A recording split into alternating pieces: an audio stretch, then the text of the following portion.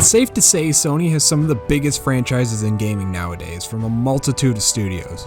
You've got Naughty Dog with The Last of Us and Uncharted, Sony Santa Monica with God of War, Insomniac with Ratchet & Clank and Spider-Man, and so on and so forth. One of their more recent successes has been Horizon Zero Dawn in 2017, with a sequel, Horizon Forbidden West, coming pretty soon. Both games come from the minds at Guerrilla Games, and while Horizon is far and away their most successful game to date, that's not what they were known for almost a decade, because until Horizon, they were known as the Killzone guys, with 5 games under their belt, plus 1 game made by a studio that was added to the Guerrilla fold and then shut down a few years later. And at the time, you could call Killzone one of Sony's premier franchises. Killzone 2 and 3 are some of the best looking games the PS3 had to offer, and still hold up incredibly well.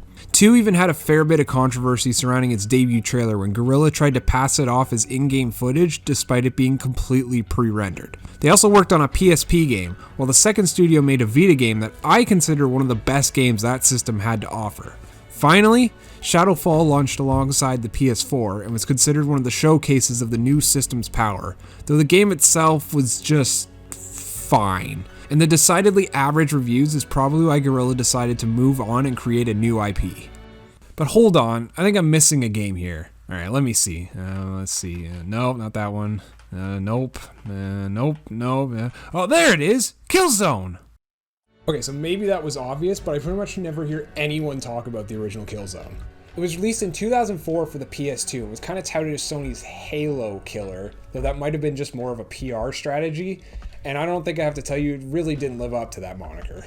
But I've played every other game in the series and I've really liked most of them, so I think it's about time I see where the series began and why it seems to be so rarely mentioned.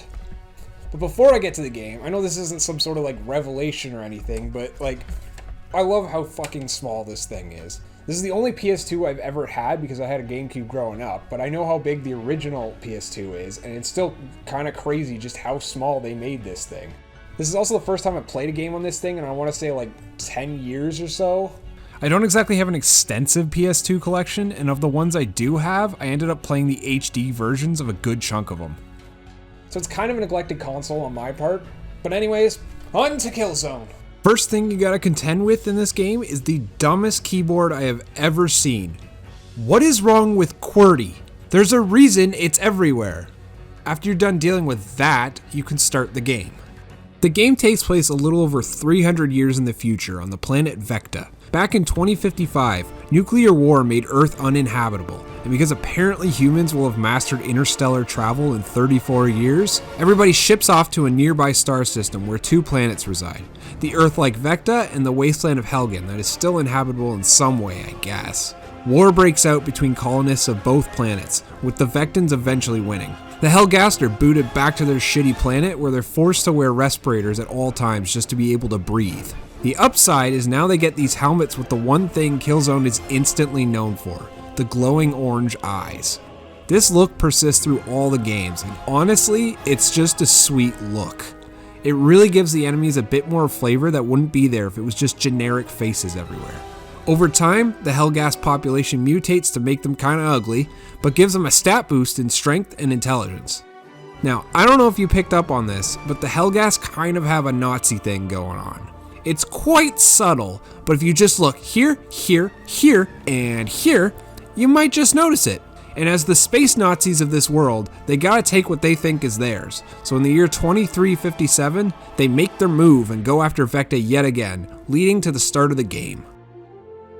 When you first get control, you'd probably have a hard time believing it takes place so far in the future. If not for the kind of advanced looking gun, tell me you wouldn't think this is just a World War II game at first glance. You're in the trenches, you got the sandbags, barbed wire, these Czech hedgehogs that I definitely didn't have to Google to find out what they're called. Doesn't exactly scream science fiction, which kind of holds true for the rest of the game too.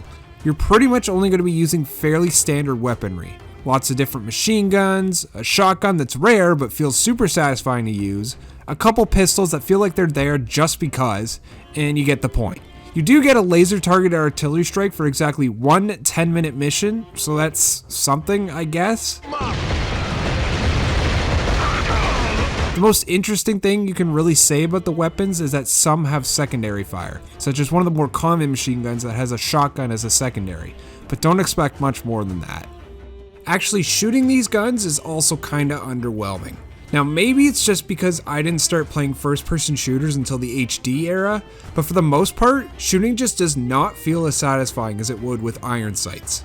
I'm going to take a stab in the dark and say the original Call of Duty was the game that really popularized this feature, but it didn't really seem to catch on until a few years later, and as Killzone came out only 1 year after the first COD, it doesn't have them. Sure, there are definitely games without iron sights or that don't emphasize using them that I still love, such as BioShock or Dark Watch, but I think the difference with those is that you're generally always in close quarters, so it doesn't feel as needed.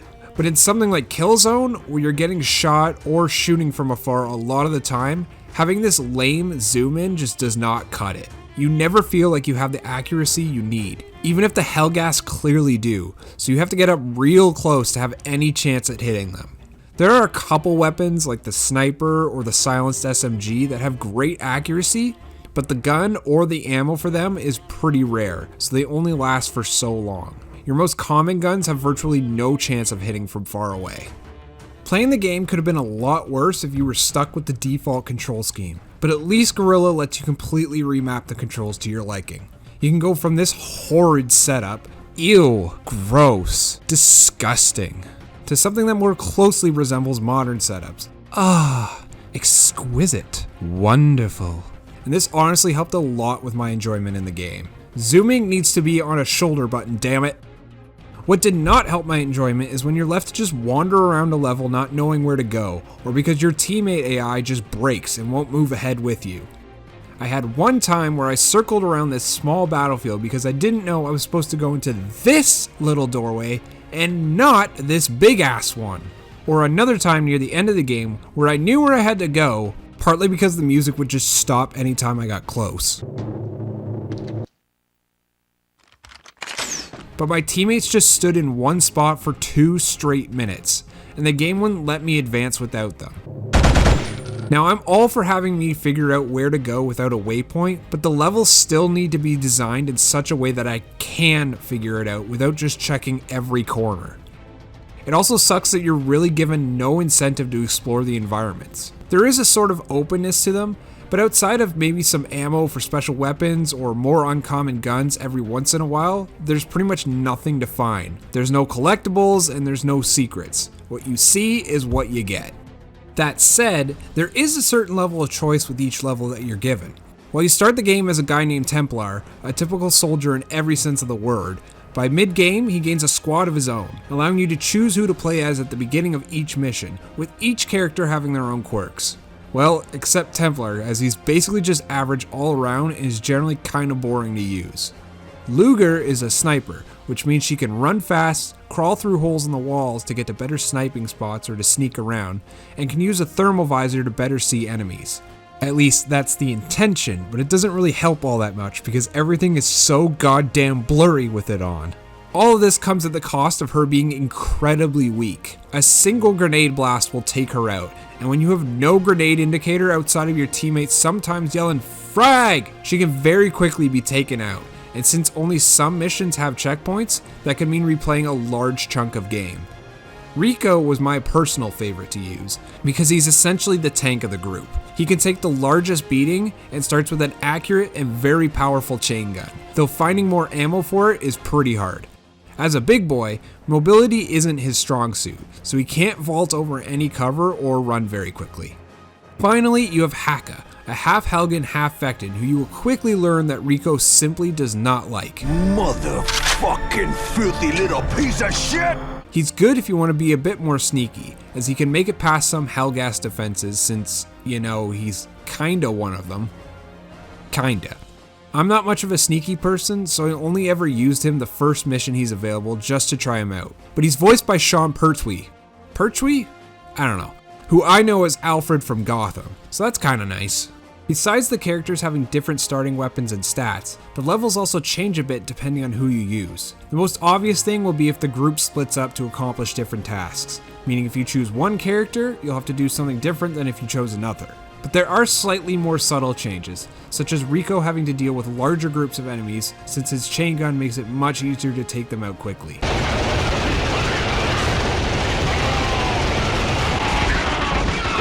That's messy, man. Changes like these make it a more replayable game if you're up for that, but also lets you tailor the experience a bit more to your preferred playstyle. Presentation-wise, the game is kind of a mixed bag, but I'll give it the benefit of the doubt in some way because I was playing the PS2 version upscaled to HD because that's currently the only way I can capture footage. So I'll excuse the slight blurriness of it all, but even so, I don't know if any of the environments would have impressed me that much. The snowy section has some good atmosphere to it, and I like the shopping mall area, but the game uses a lot of fog to mask its short draw distance in the more open areas, with the swamp midway through the game looking particularly ugly because of this.